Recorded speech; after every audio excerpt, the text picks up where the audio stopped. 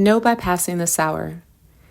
Count it all joy, my brothers, when you fall into various temptations, knowing that the testing of your faith produces endurance. James chapter 1, verses 2 and 3. Real moment. Try this, my daughter told me, as she held up what appeared to be a piece of candy in front of my face.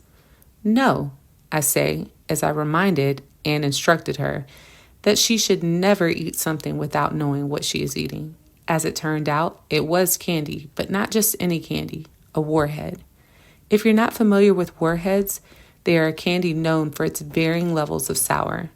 I shared with her that warheads were once one of my favorite types of candy, especially the blue and green, but you have to get past the sour in order to get to the good part of the candy. Fast forward about 30 minutes and my daughter returned with her iPad in hand. Watch this, she said. The video captured her entire reaction to eating the warhead. It was hilarious to watch her face twist with each new level of sour. You were right, smacking on the candy. After the sour is the good part, but next time I will just put it under water first and then eat it. She laughed and I told her that rinsing it off would be cheating. But at that moment, I thought to myself, if it was only that easy. Moment of clarity. Before I mentioned to my daughter that the good part was on the other side of the sour, she didn't know to expect a change in flavor. Some of the funniest parts of her video were when she would literally drop the candy from her mouth because the sour was too intense, and then she would pick it up and try it again. What she didn't realize was that each time she tried again, the sour became less of a factor and more bearable, until it was no longer an issue.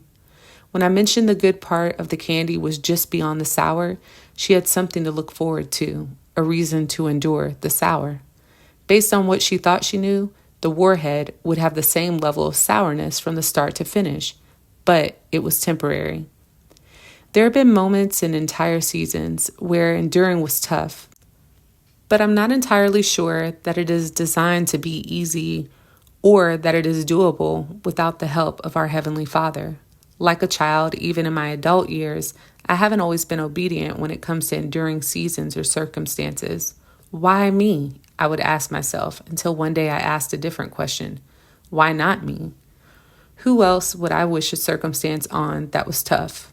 How might the Lord be using this to build an enduring faith in Him for my life?